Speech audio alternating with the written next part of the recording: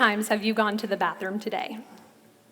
I pee a lot on any given day, and today has been no different.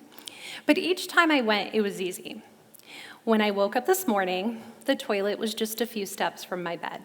It was clean, private, and safe. And when I woke up in the middle of the night, I carefully made my way to the bathroom and just sat on the toilet. My only fear was stubbing my toe in the dark. When you went to the bathroom last night or this morning, did you even notice the toilet?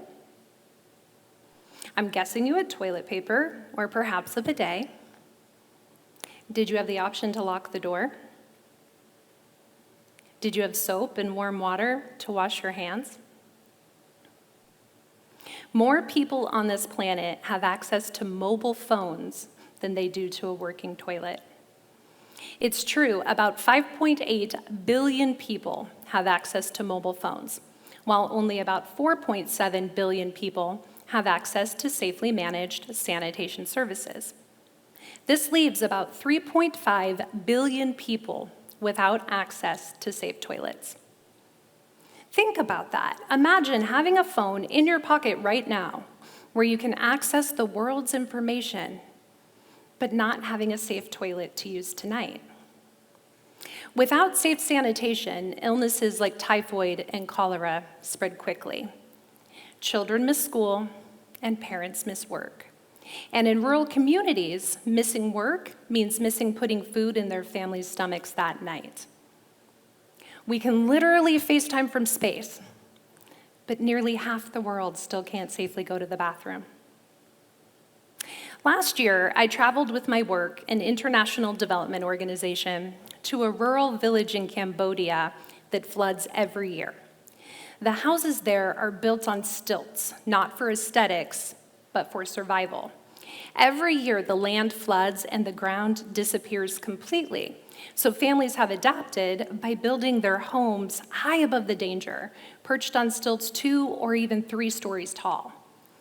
There are wooden ladders with narrow, uneven planks that wobble as you climb up to the 1st or 2nd story. Some of the homes are brightly painted, turquoise blues and soft greens, with small decorations that add personality and pride. Others are patched together with weathered gray sheet metal, plain but functional, serving as quiet testaments to endurance. When we visited, a woman in her 70s proudly showed us the new sky latrine that our organization had just helped install in her home. A sky latrine is exactly what it sounds like. It's a toilet in the sky. It's a simple squat toilet built high above the flood line. There are 2 footrests on either side of a hole and a bucket filled with water and a scoop next to it. They use the water to flush the waste down pipes to a ground well several stories below. There is no door and there are no walls. It isn't what many might call a bathroom. But to this woman in her community, it was life-changing and extraordinary. This was her very first toilet. And it was only the 2nd toilet in the entire village. Before this, she had to go in the bush during the dry season. And during the rainy season, she didn't have the simple luxury of just stepping into a bathroom. Her options were to go in a hole cut in the wooden floor of her home, with the waste dropping directly into the floodwaters below, or she could go in a pot and dump it over the side of her house. But neither of these options offers much privacy in homes built with open floor plans and with the close proximity to neighbors. So the only real option was to climb down from her home into a small, rickety boat, paddle out into those dark, rising waters, often in the middle of the night. Now imagine this with me. The village is silent except for the creak of the wooden stilts and the splash of unseen creatures in the water below. You climb down from your home into a tiny boat, balancing carefully so you don't tip over. The floodwaters are thick and black, with snakes gliding just beneath the surface and insects swarming around the single dim light you've managed to carry. Every paddle stroke takes you further from safety, and all of this just to go to the bathroom.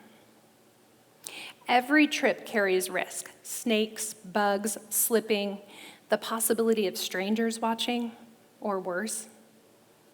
And now imagine the same scenario for people who can't swim, people with disabilities, the elderly, children, or pregnant women. And this is just the personal risk. There is also tremendous risk for the entire community, because these are the same waters the village uses for cooking, bathing, and drinking. This is how preventable illnesses can spread quickly. A simple act becomes extremely dangerous. And yet, she never complained, because when you've never had a toilet, you don't question the danger and you don't complain about the inconvenience. Instead, the day we visited, she led us up to that squat platform as if it was an actual throne. Her smile lit up the room. Even the village mayor stopped by to tell us what this toilet meant, not just to the woman and her family, but to the entire community. Through a translator, the woman told us, "This toilet gives me dignity and safety, and now I let my neighbors use it too." She didn't build a fence or a wall around this new treasure that brought her dignity, safety, and pride. Instead, she opened the door, even if it was invisible, and welcomed others in. A woman and a community whose lives had been transformed by something most of us don't even think about. 2 days after returning from my trip to Cambodia, I was in the car driving with my daughter to Walt Disney World. She had just been accepted to the Disney College program, and we were taking the long journey from Colorado to Florida to drop off her things. We stayed in a New Orleans-themed hotel on a river. We rode all the rides again and again, and we soaked in all the magic. And I could not stop noticing bathrooms. I could not stop noticing bathrooms. There are so many bathrooms. So I did as any person would do, at least any person with a newfound obsession of toilets. I started counting. Disney World has over 230 public bathrooms. And if you count the more than 36,000 hotel rooms, I've estimated there are more than 40,000 toilets. I've realized that in Disney World, there are more toilets than rides, costumed characters, buses, boats, monorails, and even balloons and Mickey-shaped ice creams sold in a single day. Yes, the humble toilet outnumbers the very things we imagine when we think of the most magical place on earth. And we are not talking boring bathrooms with beige walls and plain stalls. These are fully immersive, themed experiences. Princess bathrooms with gold-rimmed mirrors and chandeliers. Pirate coves with treasure chests and sea creatures. Bathrooms that make you feel like you're peeing on another planet. And yet, I watched people complain. If they had to wait in line, they pushed past each other to get to the next open stall. If a soap dispenser wasn't working, people acted like it was the end of civilization.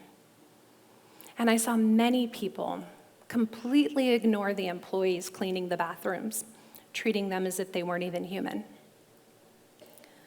Now, I'm not judging, because I've been guilty of all of these things. But on this trip, I patiently stood in line. When a soap dispenser didn't work, I just moved to the next sink. When the paper towels were out, I just air dried my hands. And I also made every effort to thank each employee I saw cleaning the bathrooms for giving me access to something so many people in the world are still denied.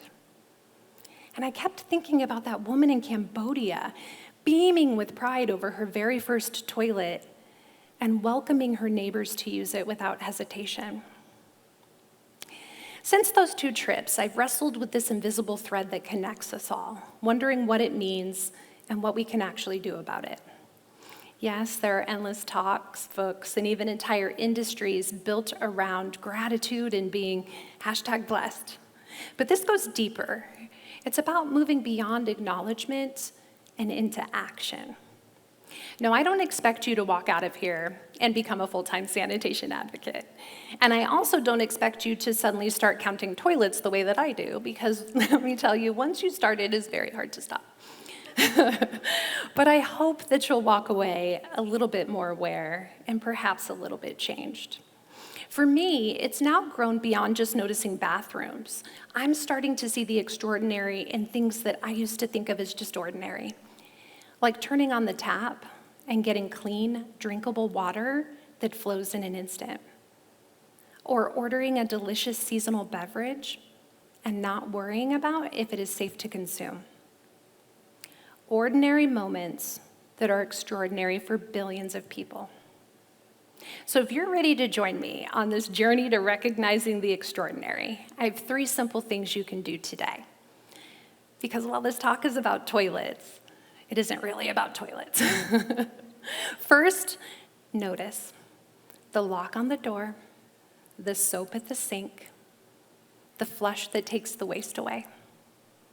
Second, talk with your kids, with your friends, with your colleagues. Tell this story or one of the billions like it. And third, act. Share your privilege, lend your skills, open doors. Learn about the work being done around the world and take concrete steps to support it. And maybe take just a moment to thank the people who keep our restrooms clean. If something as ordinary as a toilet can change the lives of an entire community, then what ordinary thing in your life could be extraordinary for others? Maybe it's your time. Maybe it's your skills. Maybe it's simply your voice. So the next time you're standing in a long line waiting for the bathroom, or struggling with a stubborn soap dispenser, or saying goodbye to last night's burrito in the quiet safety of your own home, maybe don't think of me, but think of this talk and of that woman in Cambodia. And remember, what is ordinary to you could mean everything to someone else.